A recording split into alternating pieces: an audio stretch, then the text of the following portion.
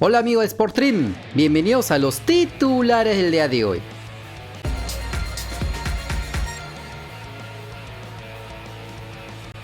Y la novela de Byron Castillo y la selección ecuatoriana de fútbol se activará esta semana cuando ya nadie se acordaba. Como se recuerda, la Federación Peruana de Fútbol y la Asociación Nacional de Fútbol Profesional de Chile, con el fin de excluir a Ecuador del Mundial de Qatar 2022 por el tema de la falsa nacionalidad de Byron Castillo, de la cual se han escrito ríos de tinta al respecto. Es así que ambas federaciones recurrieron al TAS como medida desesperada luego de que la FIFA no les dé la razón. La Federación Peruana de Fútbol pide que la tri norteña sea retirada de la cita mundialista y que la selección peruana ocupe su lugar por haber quedado en mejor ubicación en la tabla de posiciones de la anterior eliminatoria. Pero por su parte, la Federación Chilena exige que Ecuador pierda los puntos de los 8 partidos donde jugó Byron Castillo y que Chile vaya a Qatar por haberse favorecido más que cualquier otra selección al haber ganado 6 puntos el mes. Pues bien, cuando parecía que los tiempos no llegarían a completarse, se pudo filtrar las fechas donde se harían los dictámenes definitivos del Tribunal Suizo. Según informó el abogado Marcelo Vicellares, el Tribunal de Arbitraje del Deporte determinó que entre el jueves 4 y el viernes 5 de noviembre se decidirá la suerte con respecto al caso en mención. Es decir, en 2 días nada más, nuevamente veremos las redes arder por esta parte del mundo de lo que debería o no debería haber pasado. Recordemos que en el TAS se tomaron pruebas que en la FIFA no se tomó, como los últimos audios filtrados donde el propio Byron Castillo habría confesado que nació en Colombia. La cosa es que a menos de 20 días para el inicio del Mundial de Qatar, algunos siguen empujando esta fútil pelea. Si bien se ve complicado que saquen a Ecuador del Mundial, no se descarta que la sanción sea para la próxima eliminatoria al Mundial del 2026 o solo sea al futbolista Byron Castillo.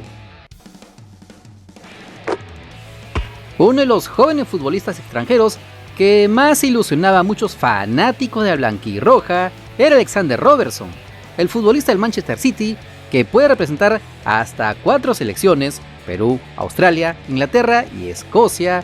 Dejó en claro a qué país defendería en una cancha de fútbol.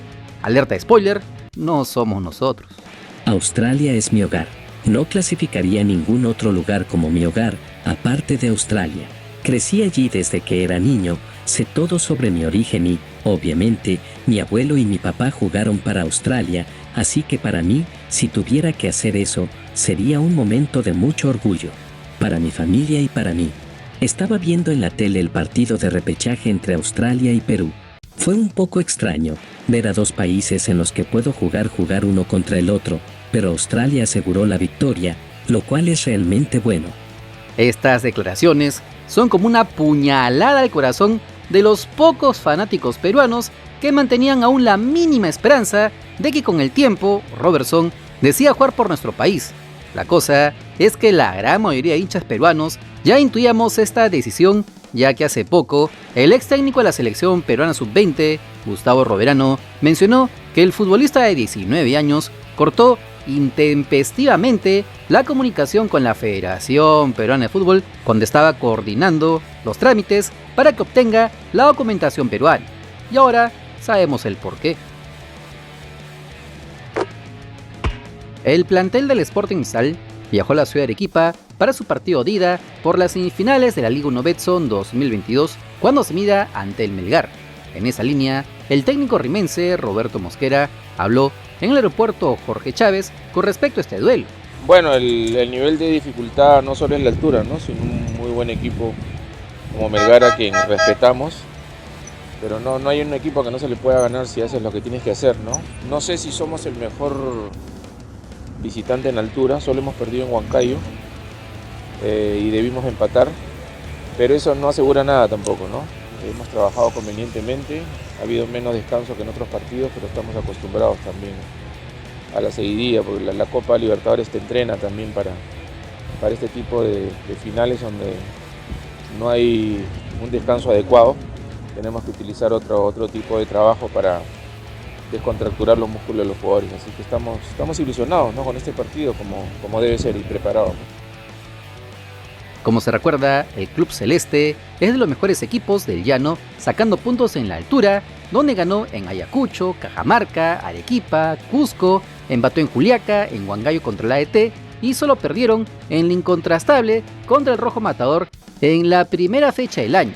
Veremos entonces si los bajopontinos siguen con esa buena racha en la altura y pueden poner pie y medio en las finales nacionales, donde ya espera a Alianza Lima. Uno de los clubes que decepcionó este año es Universitario de Deportes, eliminado tempranamente de la Copa Libertadores, donde no llegó a marcar ni un solo gol, luego de fallar en el armado del equipo a inicios y a medio año, donde no les alcanzó para pelear el título nacional. Ante esto, el administrador de Universitario, Jan Ferrari, esgrimió una posible explicación de por qué no se lograron los objetivos en este año. La 27 está haciéndose esperar, ¿no? Nosotros no tenemos la billetera de Alianza. Así de simple. Es un tema de dinero, entonces. No tenemos la billetera de Alianza, nada más. Nosotros trabajamos, hacemos mucha gestión y en base a gestión vamos avanzando. Han pasado muchas cosas en el año, ¿no? Han pasado muchísimas cosas, creo que ya es repetitivo toda la cantidad de cosas que nos han ido pasando, pero lo cierto también influyó. Bueno, lo cierto es que han habido partidos que por ahí hemos tenido pues que sacar resultados, ¿no? Y sin embargo no se dio. Siempre es bueno que la U esté presente en torneos internacionales, pero eso no va a maquillar que no se ha logrado el objetivo, que es salir campeón. La U siempre va a apuntar a salir campeón, es el objetivo que siempre debe tener el club y nosotros ya estamos trabajando para lo que va a ser el próximo año. Estas declaraciones suscitaron las críticas al mandamás merengue, ya que equipos con menos presupuesto accedieron a la Copa Libertadores como el Sport Huancayo o le dieron más pelea a los clubes que están peleando por el título, como es el caso del Atlético Grau de Piura. La cosa es que la U tiene la gran obligación de formar la base y un equipo que pelee el campeonato el próximo año, pero por sobre todas las cosas, para el año de su centenario, el 2024. En esa línea, el periodista deportivo Gustavo Peralta siguió con los jugadores que no continuarían en el equipo crema.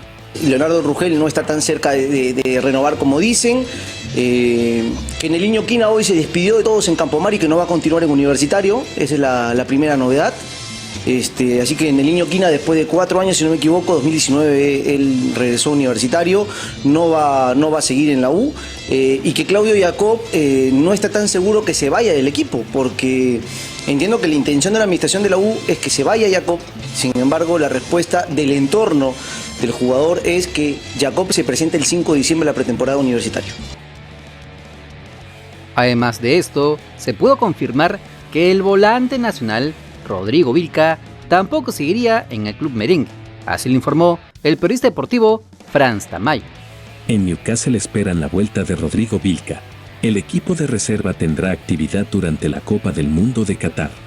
Veremos entonces cómo se arma Universitario, donde se vocean refuerzos del ámbito local, pero ninguno del extranjero, por lo que tendremos que esperar un poco más para definir alguno que marque la diferencia. No te olvides que si quieres estar enterado de las últimas novedades de nuestro balompié, solo suscríbete al canal porque somos el canal del fútbol peruano. Si te gustó el video, dale like, comparte, suscríbete con la campanita. Nos vemos en el siguiente video. ¡Chao!